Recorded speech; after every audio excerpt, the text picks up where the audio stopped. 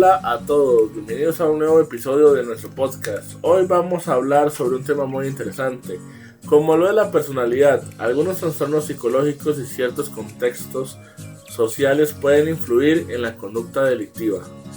Para hablar de este tema nos acompaña Johan Steven Pello Barrantes, estudiante del curso de Criminología, que hoy nos ayudará a comprender esos conceptos de una manera sencilla. Steven, muchas gracias por acompañarnos. Hola, muchas gracias por la invitación. Me alegra estar aquí porque es un tema que nos ayuda a entender que el comportamiento humano es mucho más complejo de lo que muchas veces pensamos. Detrás de una conducta existen factores biológicos, psicológicos y sociales que vale la pena conocer. Para comenzar desde lo más básico, ¿qué entendemos por personalidad? La personalidad es el conjunto de características que influyen a nuestra forma de pensar, sentir y actuar. Aunque pueden cambiar con las experiencias, mantiene la cierta estabilidad que hace que cada persona tenga una manera propia de comportarse. Se va formando con la combinación de factores biológicos, las experiencias y el entorno donde vivimos. ¿Y cuáles son las principales características de la personalidad? Hay dos características muy importantes. La primera, que es la personalidad, tiene cierta estabilidad, aunque las personas podemos cambiar durante el tiempo. Normalmente conservamos algunos rasgos que nos identifican.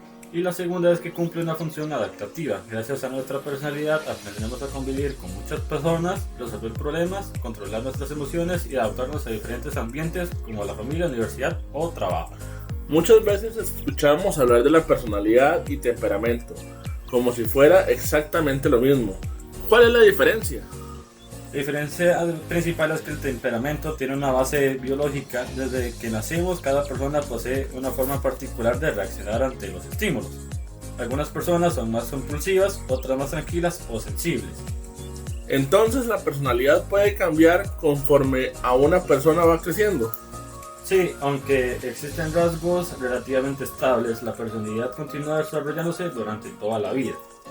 Una etapa especialmente importante es la adolescencia porque es cuando muchas personas buscan definir quiénes son y sentirse aceptados dentro de un grupo.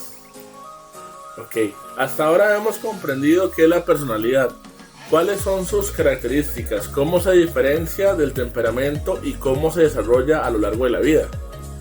En el siguiente bloque hablaremos de las principales teorías de la personalidad y veremos cómo algunos factores biológicos, psicológicos y sociales pueden influir en la aparición del trastorno de la personalidad y en algunos casos relacionarse con conductas delictivas.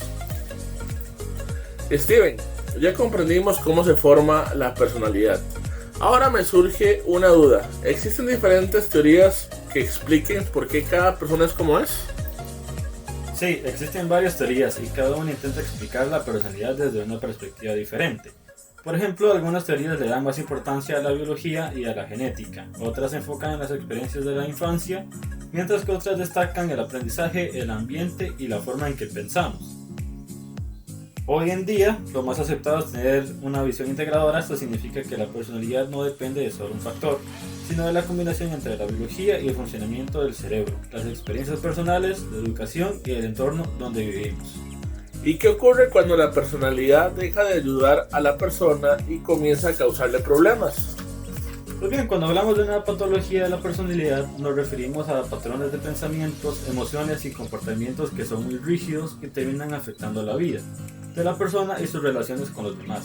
Es importante aclarar que tener un rasgo fuerte de personalidad no significa tener un trastorno, porque para llegar a ese diagnóstico siempre se necesita una evaluación realizada por un profesional.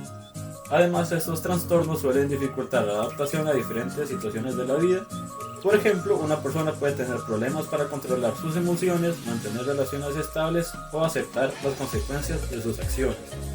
Por eso es importante identificarlos a tiempo, ya que con el tratamiento adecuado y el apoyo psicológico, muchas personas pueden aprender estrategias que les permiten mejorar su comportamiento y su calidad de vida. Muy bien, Steven. ¿Qué factores pueden influir para que aparezcan esos trastornos o ciertas conductas problemáticas? Bien, las investigaciones muestran que no existe una sola causa. Desde el punto de vista biológico, el funcionamiento del cerebro tiene un papel importante. Como dice Ramos, explica que áreas como el lóbulo frontal participan en funciones como controlar los impulsos, planificar tomas y decisiones y regular las emociones. Entonces, además de la biología y la psicología, ¿el entorno también influye? Pues sí, porque tienen factores psicológicos como la impulsividad, la baja tolerancia o la frustración a las distorsiones cognitivas. Por ejemplo, una persona puede pensar que todos están en su contra, cuando en realidad existen otras alternativas. Por eso la psicología cognitiva trabaja precisamente en ayudar a las personas a reconocer esos pensamientos y reemplazarlos por formas más saludables de interpretar las situaciones.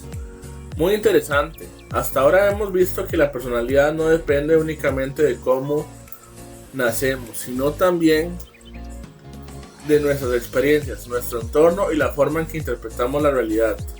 En el último bloque hablaremos de algunos trastornos de la personalidad relacionados con la conducta delictiva y analizaremos un fenómeno muy actual, la manósfera y sus riesgos psicosociales. Muy bien, Steven. Entonces, además de la biología y la psicología, ¿el entorno también influye? Definitivamente sí. Si alguien crece que en un ambiente donde predomina el respeto, la comunicación y el apoyo emocional, tendrá más oportunidades para desarrollar habilidades sociales y una buena regulación emocional. Hoy en las redes sociales tienen un enorme impacto, especialmente durante la adolescencia, porque muchas personas buscan pretender a un grupo y sentirse aceptadas. Precisamente uno de estos espacios es la llamada manósfera, de la cual hablaremos a continuación. Muy bien, para recopilar durante el programa hemos hablado de la personalidad y de los factores que pueden influir en ella. Pero ¿qué trastornos de la personalidad suelen relacionarse con el comportamiento delictivo? Es importante aclarar que tener un trastorno de la personalidad no significa que una persona vaya a cometer un delito. Sin embargo, algunos trastornos, como el trastorno antisocial o de la personalidad, pueden asociarse con dificultades para respetar las normas. Muy bien, para terminar, hablemos de un tema muy actual, la manósfera. ¿Qué es exactamente y por qué preocupa tanto a los especialistas? La manósfera es un conjunto de comunidades en internet donde algunos grupos difunden ideas de rechazo hacia las mujeres y el feminismo. Es importante aclarar que consumir este contenido no convierte automáticamente a una persona en alguien violento, pero sí puede aumentar el riesgo cuando se combina con otros factores como la impulsividad. ¿Y qué relación tiene eso con la personalidad y la conducta? La relación está en que pueden reforzar pensamientos negativos. Steven, para finalizar, ¿qué reflexión le gustaría dejarles a quienes nos escuchan? Como reflexión final, considero que comprender la personalidad nos ayuda a entender que el comportamiento humano nunca depende de una sola causa. Gracias.